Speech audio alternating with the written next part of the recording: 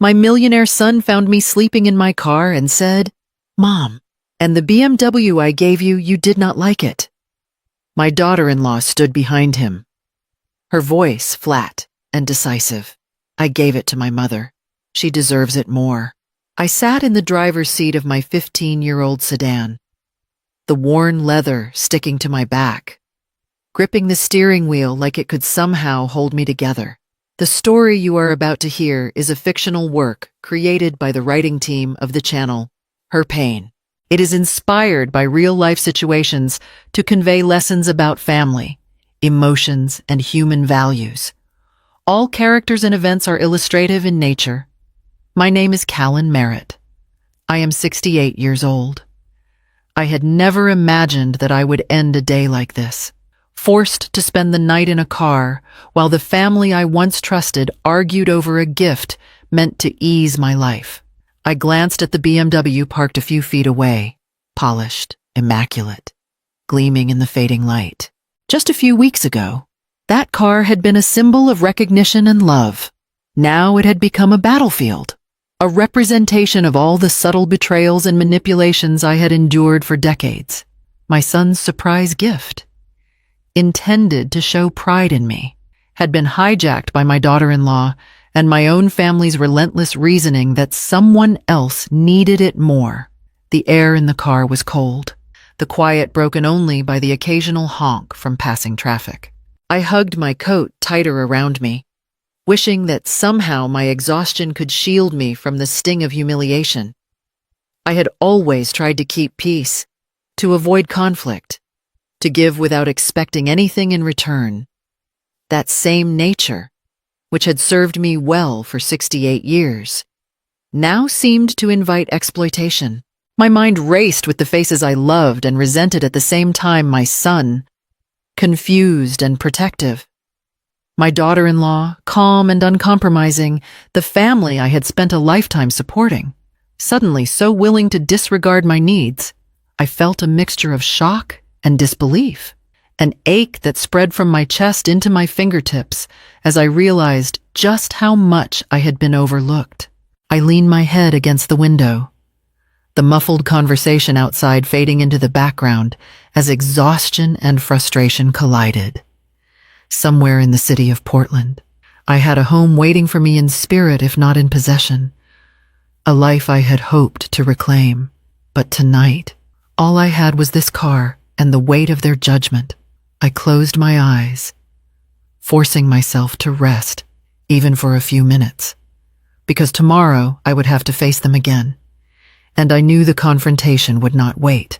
The car became both a refuge and a reminder I could not disappear, and I could not ignore what had happened. I didn't even have time to gather my thoughts before the door of the car swung open. My son, Nathan, stood there, his eyes wide with disbelief, and behind him, his wife, Lila, held that familiar calm, too controlled to be comforting.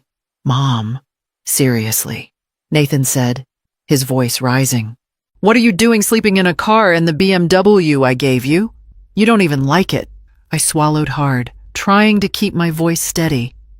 "Nathan, it's not about liking it. I just what Lila interrupted, stepping closer, her tone sharp but measured.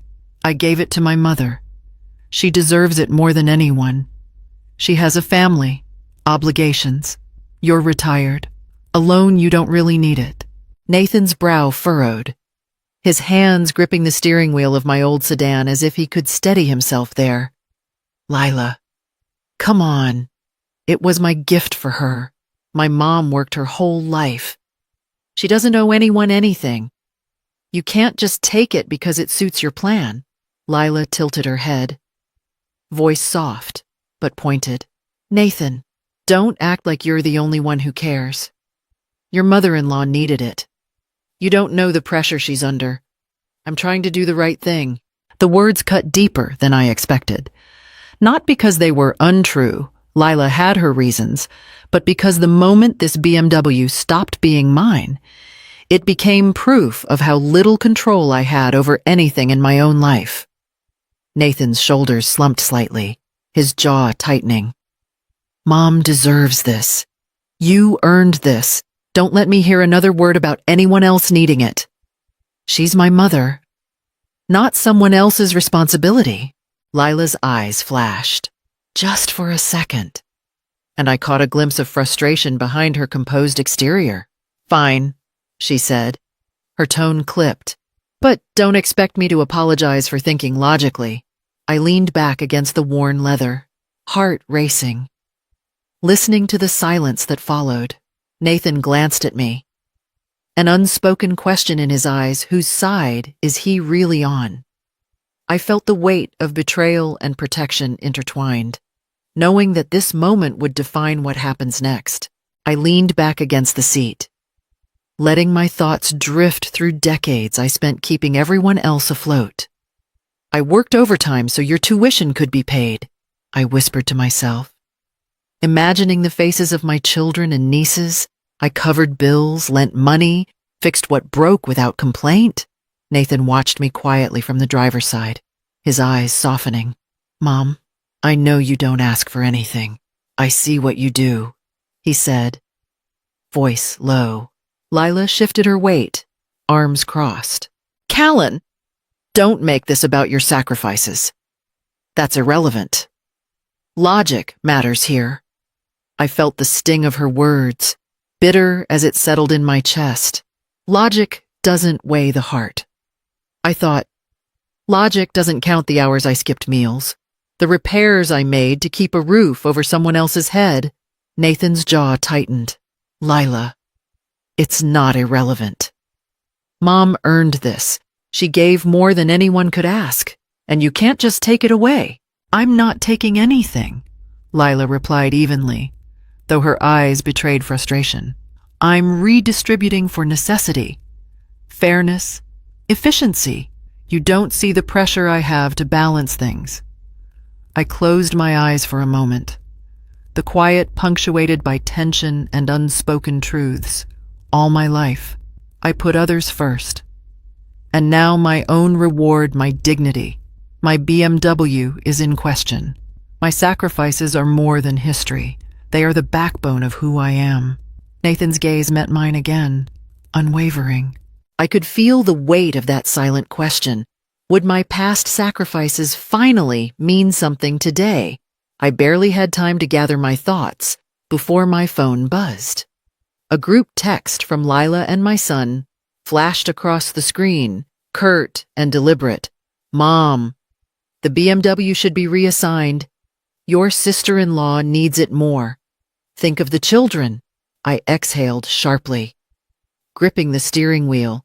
They always justify everything with the children, I muttered to myself. Nathan stepped closer, voice low but firm. Mom, don't let them twist this. You know it's yours, not theirs. Lila leaned against the curb, arms folded, her expression perfectly composed. Callan, you don't see the bigger picture. Your brother-in-law and I have responsibilities. That car isn't just a gift, it's part of how we manage the family resources. You're retired. Alone. Your time is yours, yes, but theirs is complicated. I shook my head, anger rising beneath exhaustion. Complicated doesn't mean they get to take what isn't theirs. I earned that car, and Nathan gave it to me. It's not charity. It's respect. Lila's eyes narrowed, and her voice sharpened slightly. Respect isn't ignoring reality. They have kids to get to school, errands to run, emergencies. It makes sense for them to have the car. You're healthy. You don't need it like they do. Nathan's jaw tightened. You're crossing a line. This isn't about convenience. This is about my mom, Callan. She sacrificed for this family for years, 2 decades of work, unpaid favors, late nights, every expense covered without complaint. And now, because you think logic is more important than gratitude, you're trying to rewrite history. I felt the tension ripple in the air, thick enough to touch. Lila's gaze flicked to Nathan, calculating, almost predatory. Logic isn't rewriting history. It's preventing chaos. You don't see what it takes to keep everything afloat. I leaned back, the weight of decades pressing on me. Every justification, every sigh, every reason they presented chipped at my resolve. Their needs hung over me like a storm. My BMW, my pride, my small independence all caught in the crossfire of their version of fairness. I clenched my fists and whispered to myself, steadying the anger. How far will I bend before losing myself completely? I barely had time to process the argument over the BMW before my phone buzzed again. Another message from Lila, clipped and pointed. Callan, it's for the best. We're just trying to keep things fair. You'll understand soon. I felt a chill run down my spine. Fair, I muttered, gripping the steering wheel as if it could anchor me. Nathan appeared at my side, voice low. Mom, don't let them twist your sense of responsibility. This isn't about fairness, it's about control. Lila's voice came from behind him, casual but sharp. Callan, we're just reminding you that families have priorities. You don't want to be seen as selfish. Everyone notices. Everyone talks. I flinched. Their words felt like tiny cuts, each one precise, aimed at the part of me that had spent a lifetime giving without complaint. Nathan stepped closer. Mom, listen to me. You've given everything for decades. $200,000 here. Countless favors. Late nights making sure everyone else had what they needed. You don't let them manipulate you again. Lila tilted her head, almost sweetly. Nathan, she'll realize. You know she's a good person. She hates conflict. She'll do the right thing. The subtle threat hung in the air, do the right thing, or face judgment. Whispers. Guilt. Every word was a reminder of the years I'd sacrificed, the patience I'd shown, and how easily they assumed it meant I'd comply without resistance. I sank back in my seat, heart racing. Their calm, careful words were far more dangerous than any yelling or shouting. I realized in that moment, with crystal clarity, how much they had relied on my kindness, how much they expected it to bend under pressure. I clenched my hands in my lap, whispering to myself, I can't let them do this. Not again. I sat in the car, gripping the steering wheel so tightly my knuckles turned white.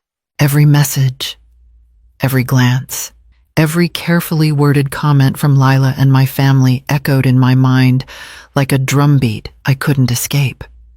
Their subtle threats, their reminders of how kind I always am, had pushed me to the edge.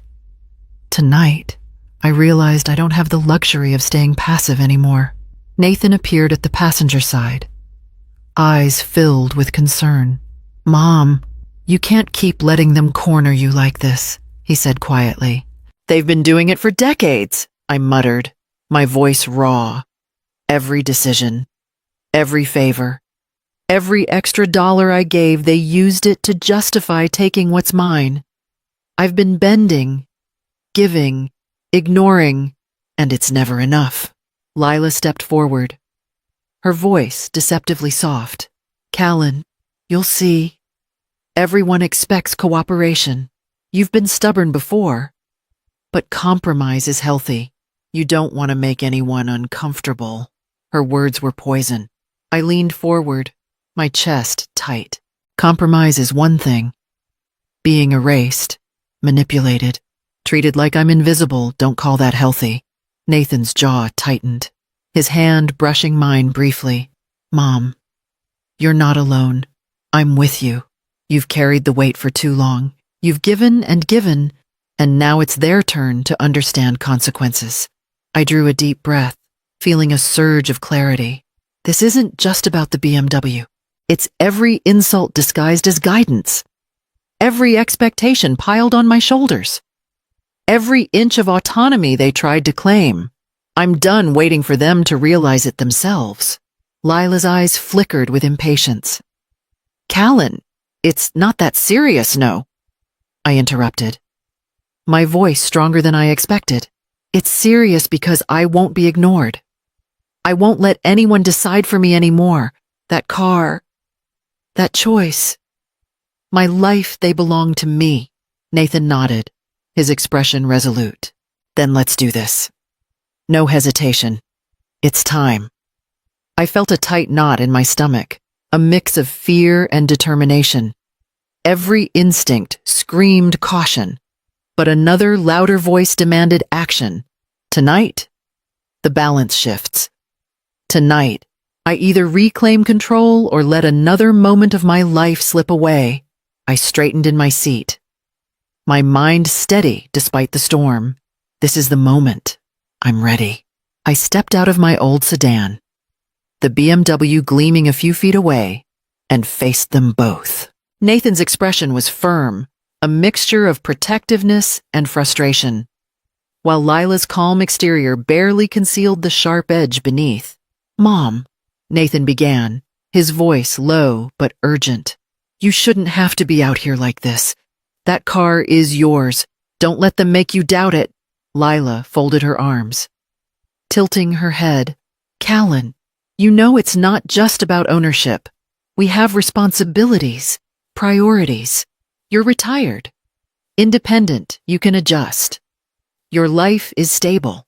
We have obligations to consider." I felt the familiar weight pressing against my chest. But this time I refused to bend. Adjust. My life is stable because I've been making sacrifices for this family for decades. $200,000 here. Countless hours there. And now you try to dismiss that because it suits your logic. Lila's lips pressed into a thin line. Logic is fairness. It's practical. The children need the car more right now than you do. I shook my head, anger tightening my throat. Practical doesn't erase respect. Nathan, he gave it to me. He intended it for me, not for someone else's convenience. Nathan took a step closer, eyes locking with mine. Exactly. This is about more than a car. It's about your dignity. You've carried the weight of this family long enough. You don't give in anymore. Lila's expression faltered for a brief second, and I caught a flicker of unease behind her controlled demeanor. You don't understand? You don't see the pressure I'm under to keep everything balanced. I'm only thinking ahead. I understand exactly. I cut in, voice steady, louder now. I understand that every time I gave, you expected obedience. Every time I stayed silent, you assumed I would comply. Not anymore. That car is mine. My choice. My life. Nathan's hand brushed mine reassuringly. We do this together. No hesitation. You've waited too long. The tension hung in the air, taut and heavy. Lila's shoulders stiffened, and she glanced toward the street, measuring her next move. For the first time, the power dynamic shifted, and I could feel it. I was done yielding. I pulled the folder from my bag, the leather worn at the corners, and flipped through the documents Nathan had helped me organize. Each page confirmed what I already knew: the BMW, the title, the registration, all in my name. Every signature, every number, every detail spelled out clearly. Nathan leaned close, his voice low. "Mom, they can argue all they want, but these papers don't lie. This is yours." I exhaled, the tightness in my chest loosening slightly. I can't believe it got this far before I acted. I admitted decades of staying quiet, giving, letting them think my kindness was weakness. Lila appeared again, her expression unreadable. "Callan, don't make this bigger than it is. You know I'm just trying to protect everyone." I lifted my head, eyes locking with hers. Protect them. By taking what Nathan gave me, by assuming my obedience, my voice was steady, precise, carrying the weight of years of ignored boundaries. I've given enough. Now it's time for you to respect me. Nathan placed a reassuring hand on my shoulder. We'll do this calmly, but we do it firmly. You won't be walked over again. I nodded, feeling a surge of empowerment I hadn't felt in years. I called the dealership, spoke to the registrar, and confirmed my legal claim aloud while Lila listened silently. No room left for argument. Her lips pressed into a thin line, her eyes narrowing, but she made no move to interrupt. The balance had shifted, subtly but undeniably. I closed the folder, feeling a strange mixture of relief and triumph. It's mine, Nathan. Finally, it's mine. He smiled, firm and steady, and it will stay that way.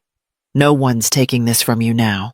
The tension eased slightly, but I knew the next steps, the family dynamics, would still need careful handling. The real test was only beginning.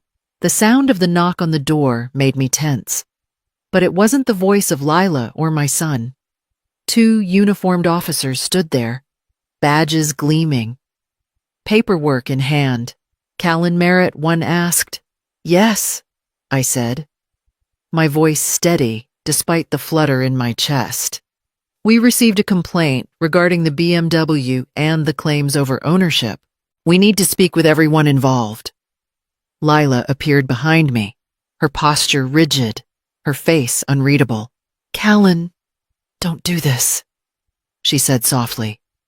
But there was no force in her words now, only hesitation. Nathan stepped forward, placing a protective hand lightly on my back. Mom, they have the documents. Everything's in order. It's time they face reality. The officers held up the papers, registration, titles, signatures, all proving the car belonged to me. These are the official records. The vehicle is registered in your name. Anyone occupying or using it without permission must comply. Lila's eyes flickered, and she glanced at Nathan, then me. Her calm composure faltered for the first time. This isn't necessary, she said, voice wavering. I stepped forward, holding the folder tightly. It's necessary. You've argued, manipulated, and undermined me for too long. This ends today. The officers instructed them to step aside while they verified details. And moments later, Lila reluctantly moved back. Nathan's expression was a mix of relief and restrained satisfaction. Mom, it's yours. Finally, I exhaled, the tension in my shoulders easing slightly. The BMW, the symbol of my autonomy, was back under my control. The weight of years of silent endurance lifted incrementally, replaced by a calm determination I hadn't felt in decades. Lila and the rest of the family retreated, voices lowered, faces tight with frustration. They could argue all they wanted, but for now, I had won legally and morally. Nathan looked at me, a quiet smile breaking through. I reached for the keys, feeling their familiar weight. For the first time in years, I could sit behind the wheel and breathe without guilt, without pressure, without fear. My car, my choice, my life restored. My life. I slid into the driver's seat of my BMW, the leather still warm from the morning sun, and let out a slow breath. Nathan stood beside me, his hand resting lightly on the roof, a silent reminder of his support. Mom, it's yours, he said, voice calm but firm. Every decision from here on, you make it. I nodded, the weight of decades of compromise and silent obedience settling behind me. I've spent too long bending to others, giving until there's nothing left, I admitted. It ends now. I'll help when I want to, not when they demand it.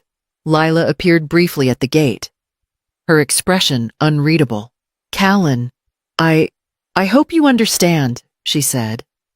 The words half apology, half justification. I understand. I replied evenly, not with bitterness, but with clarity. I understand what I tolerated, what I allowed, and what I will never allow again. Nathan smiled faintly. You've earned this peace. Don't let anyone take it away. I started the car, the engine humming a quiet victory, and as I drove through the familiar streets of Portland, I felt the subtle thrill of independence for the first time in years. The sacrifices, the battles, the arguments all led to this moment of calm empowerment.